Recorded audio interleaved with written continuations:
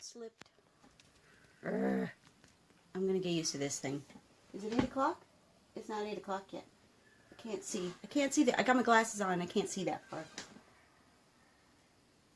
I guess. I don't know. It must be close. Hey, it's Tasha.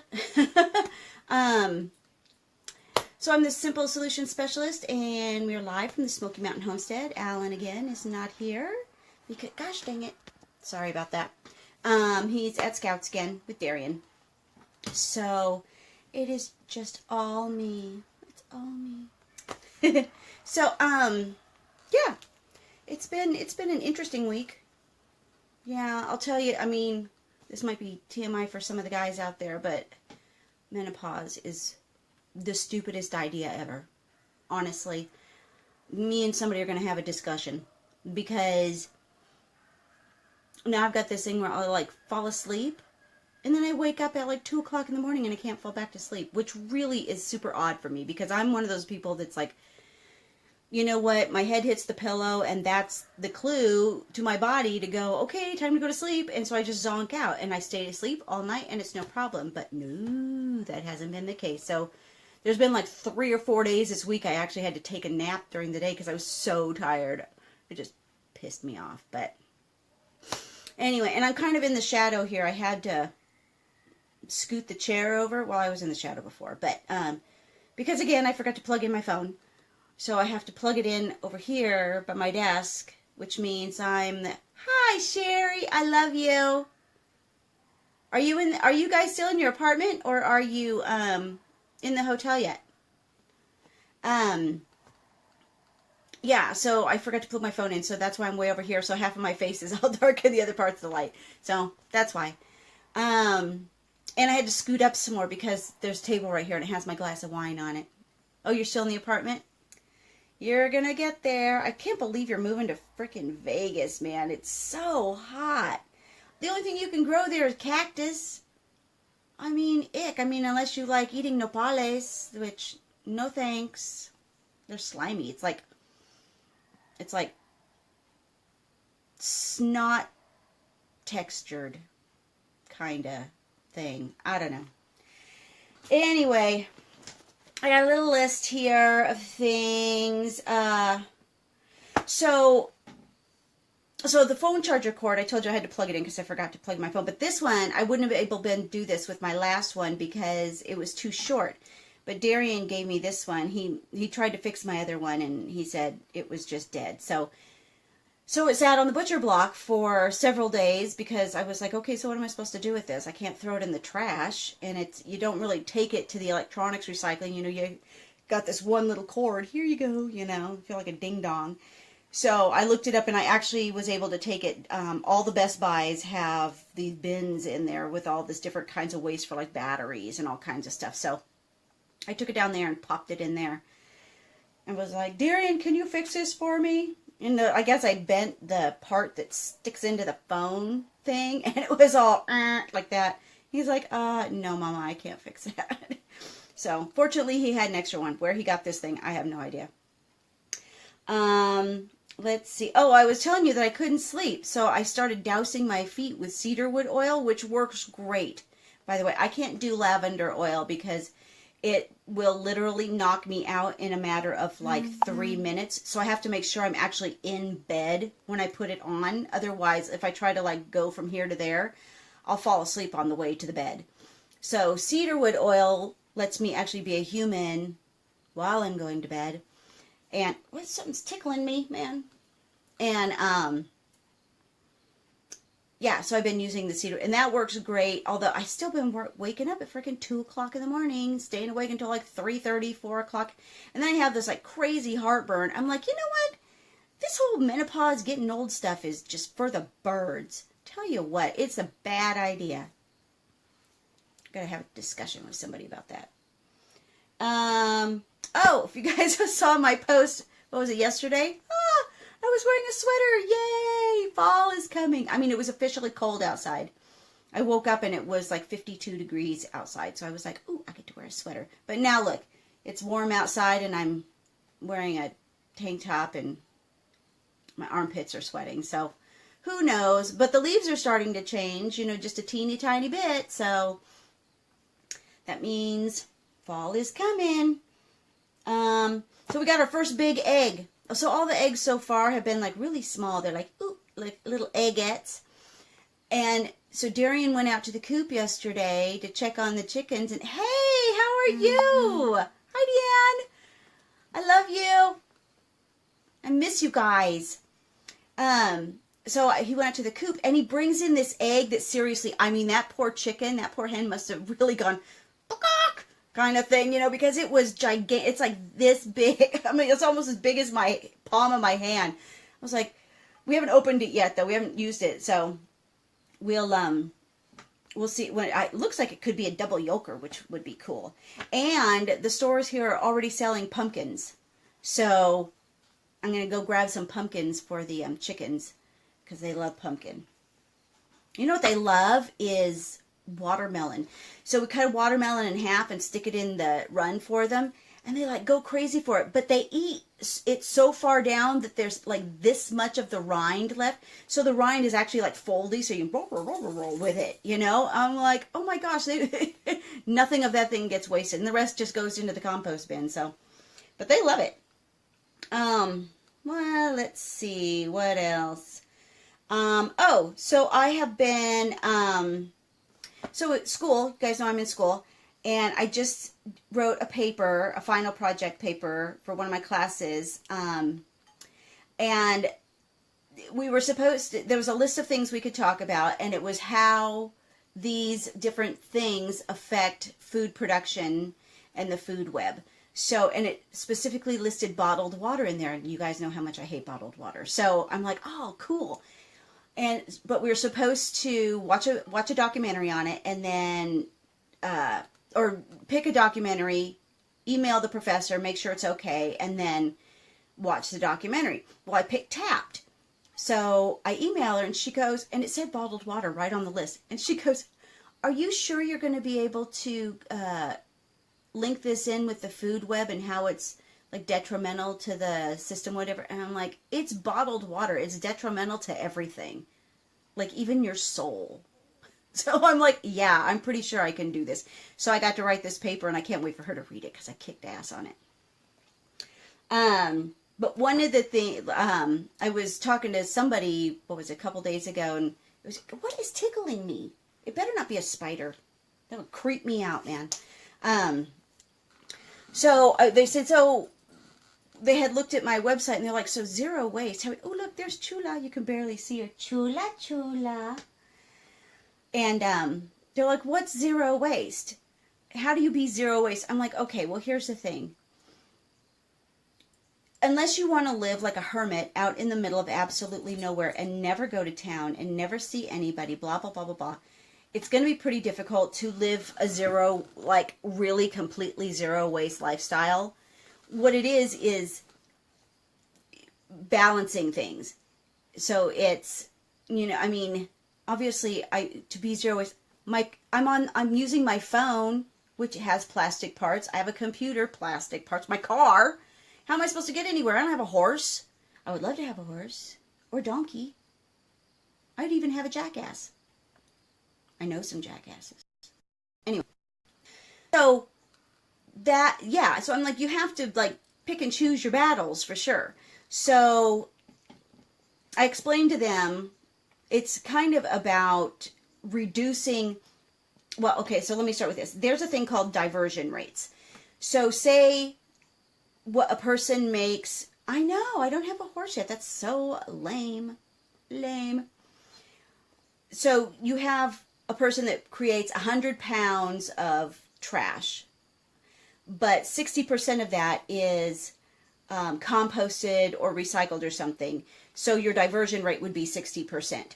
So the idea of zero waste is to not only reduce that 60%, but also to reduce the part that that's just going to the landfill. Things like food waste that can't be composted. Well, most food waste actually can. If you do like bokashi composting, because it's like a super, super, super hot method of composting. So you could throw like everything in there, meat bones, all kinds of stuff. But for us, for meat bones, we actually have a bucket in the chicken run that has holes drilled into the side and then little tiny holes drilled into the bottom. And we put a lot of our meat waste in there because the bigger holes, the flies will go through in there, and then they lay their eggs, and then the maggots fall out through the bottom, and the chickens eat them. Free food. And eventually it all gets eaten down, and it's fine, and it works. And it keeps more stuff out of the landfill. So that's what zero waste actually is. It's like figuring out what your actual diversion rate is. I mean, as close as possible. And then looking at what you have that you can reduce there, and then looking over here and seeing what you can reduce of that other 40%. So that's what we mean when we say zero waste. I don't know if you guys are, I'm sure you guys have seen it, because I post the thing all the time, that campaign called Skip the Straw. And I am so excited because I've had several people email me or call me or text me or tell me that they have given up single-use plastic straws just because of some of the stuff I post. And you know what one it was? It's the one where they have to remove the straw from the turtle's nose. That just breaks my heart. And it really gets the point across that, you know, really, why do we need straws anyways? I mean, I have a straw for my cup in the car because otherwise I'd get a drink and, you know, it'd go all over me. But at home, I don't need one. I mean, I know how to use my lips. You know, like this, like, look, watch. Cheers. Ta-da! Works every time. Well, most times. Depends on how many glasses of wine I had.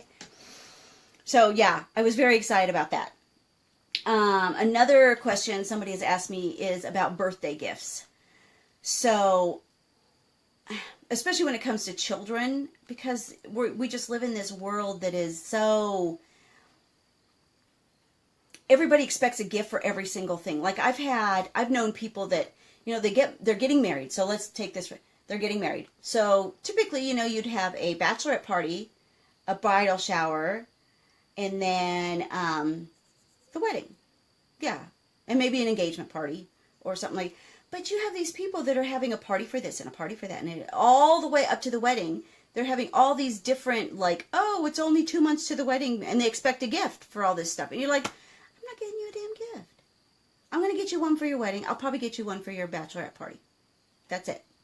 You know what? I'm coming to your wedding. I don't know. I think it's silly that we,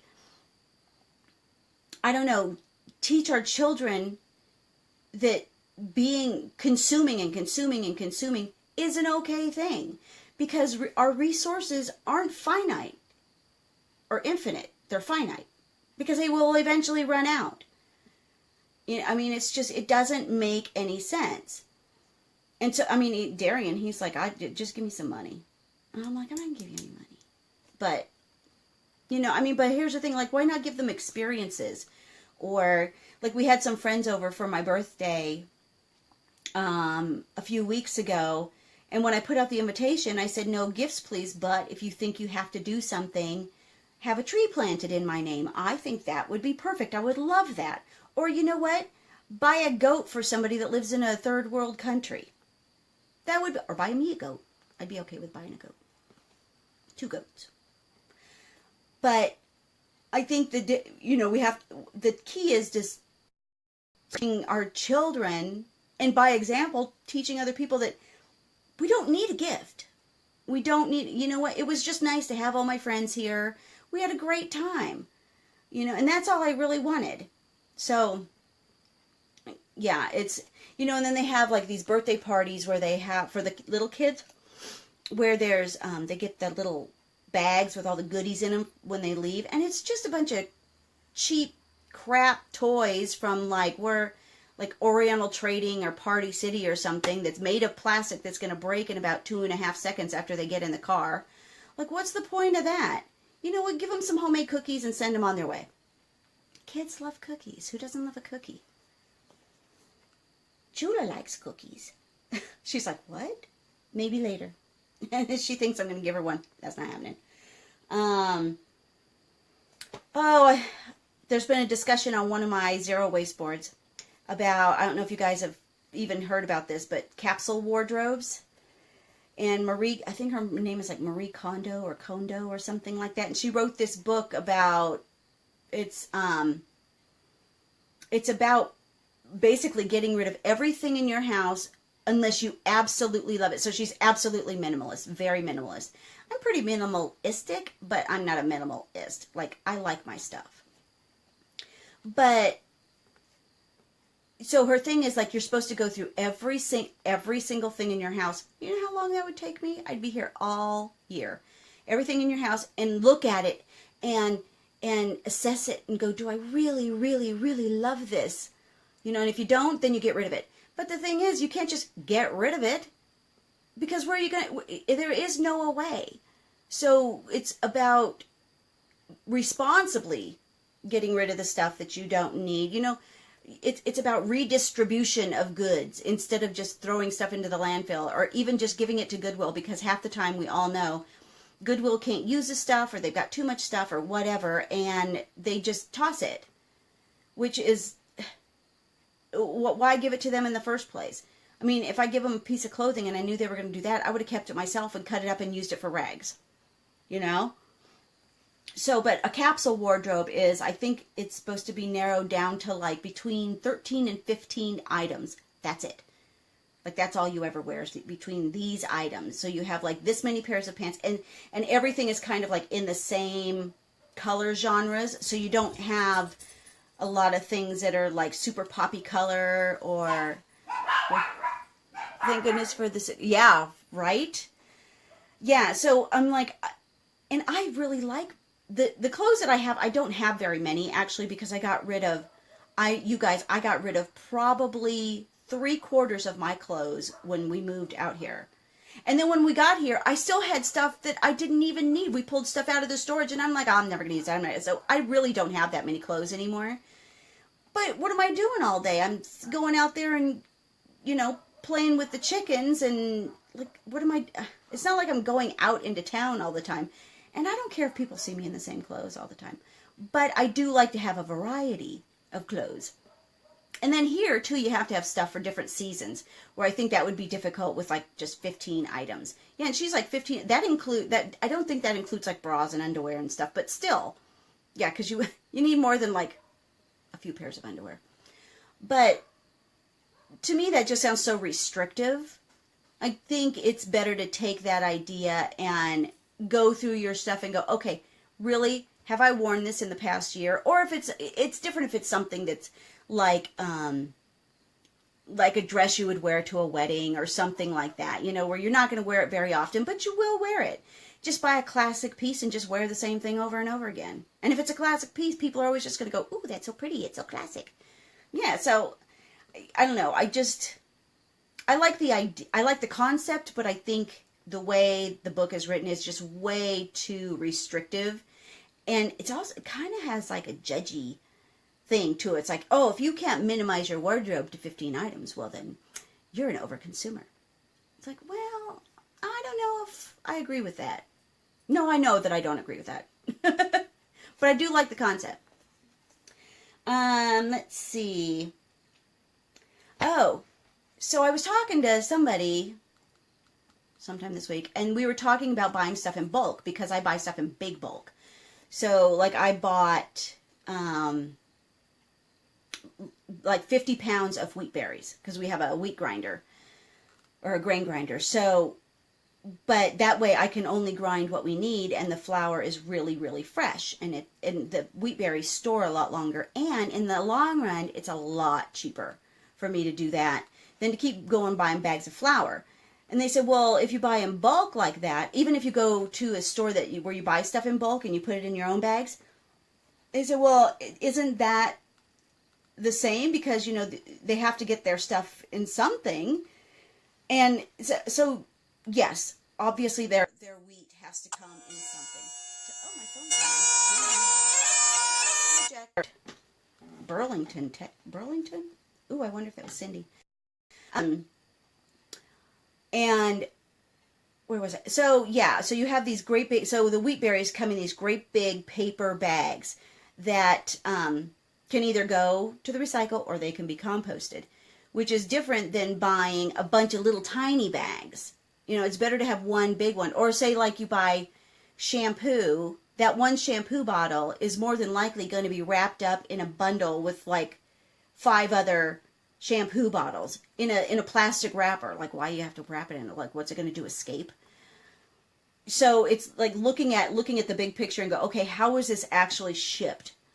And that's when you're like, oh, okay. So the less packaging that you buy, the less you're supporting that, which means that we'll be able to get more stuff in bulk and it will be cheaper because it will be more in demand.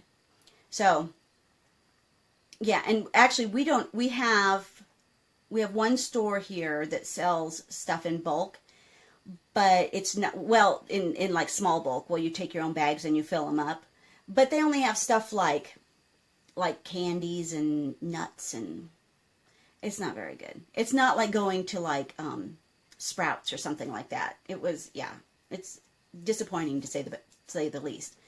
But we do have a store here called Carolina Readiness Supply that I can get stuff in big bulk, in 50-pound bags and 25-pound bags, which is really cool. And then we just buy the food grade plastic containers with the gamma lids at Lowe's.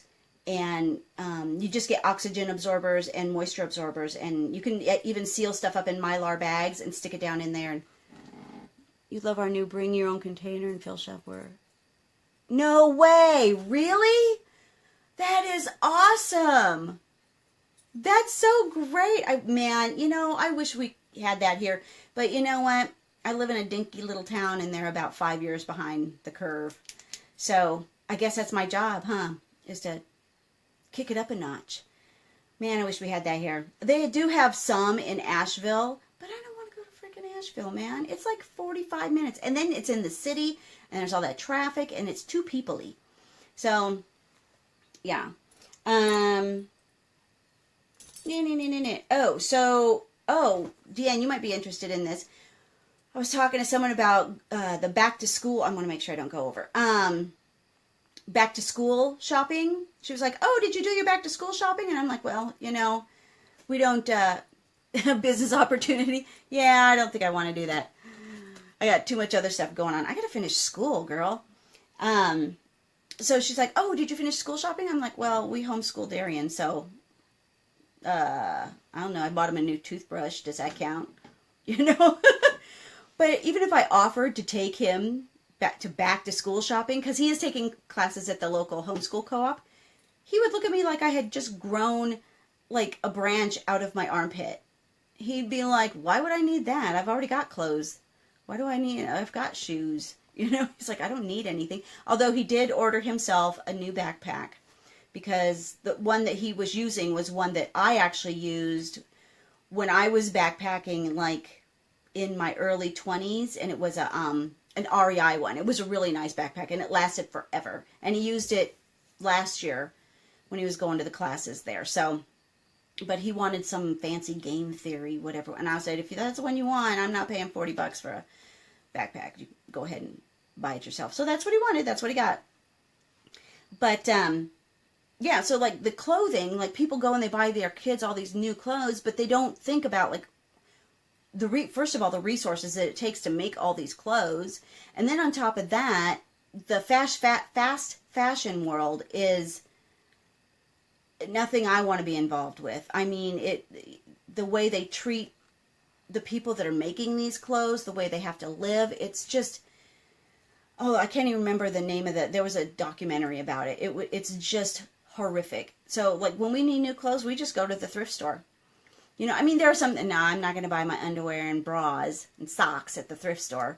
But other than that, that's just about, yeah, I think that's, I mean, I've even found some cute boots and stuff at the thrift store. I'm like, okay, I'm going to be wearing socks in many ways. And I have Purify oil. I just rub it all up in there, and I'm not worried about it. So, yeah, so there's the clothing issue that is a big thing. And then if people do choose to buy, I think I'm sliding, aren't I? Or not me, the camera. A new backpack. I'd say, you know what? Spend the money on a really nice quality backpack so that it will last for a long time. Instead of, oh, I just want my Dora the Explorer backpack and it's going to last me for 6 months. And then they come home and there's a big hole in the bottom. That doesn't make any sense to me. Another thing is water bottles.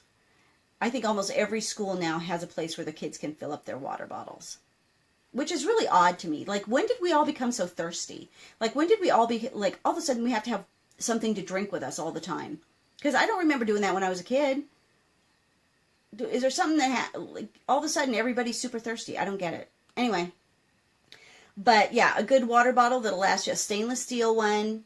Spend the money. They're not cheap, but they're definitely worth it. And you never have to buy bottled water again, which is the biggest scam on the planet for sure. And then, like, school supplies. I guarantee you people have boxes of school supplies in their cabinets. I mean, we've got a ton of stuff. Darian needed, like, some folders and notebooks or whatever, and he just went in there and rummaged through, and he's, like, found what he needed, and he's, like, found another, he needed, lead to go in his pencil. There was lead up in there. And it's like, why would you go and buy all brand new school supplies when you already have that stuff? It seems like such a huge waste of money. And it's, we don't even need it. I don't get it. I mean, and I was, even when he was in public school, we never did that. I'm like, we've got all these crayons, all these markers, everything he could possibly need, because he was doing all that kind of stuff when he was little. So it was like, we just went and shopped in our closet, That's the cheap way to do it. I like that. What did you say? Consumers are the worst way. Yeah. Those water bottles, just bottled water is like, after doing this paper I just did for school, because I had to do extra research and stuff, it's not just the fact that, the plastic leaches into the water bottle and gets in the plastic and you're drinking it, whatever. It's the whole process of making the plastic and using the raw materials, and then all the pollution that comes from that, and that pollution gets just dumped into the rivers or leaches down through the ground into the rivers and streams. And a lot of times in, like, third world countries, those rivers and streams, that's their drinking water. And so they're drinking all that stuff. And then even if it's not, it could be used for crops, watering the crops with this water that has been polluted by this entity that is making plastic. And then on top of that, they go and they drain the water from these communities without even, they just go in there and take the water, and then they turn around and sell it back to them at like 2,000 times the price. Now, if that isn't the biggest freaking scam on the planet, I don't know what is. And I don't know how that's even legal. How do they get away with it? Because everybody's, and Nestle, everybody knows Nestle's the big one that does it, that they all do it. Or half the time it's just tap water that went through a filter. Well, hell, I got a Berkey and it's better than the tap water you're trying to give me. You can tell that fires me up. Gets me so mad. What time is it? Oh, It's just about time, huh? I don't want to go over half an hour because I know you guys have stuff to do. But, yep, Nestle. Boo, down with Nestle. So, just so you know, I'm on LinkedIn, Instagram, obviously Facebook, and Twitter. I'm not on Twitter as much, just because I can't really figure out how to do it.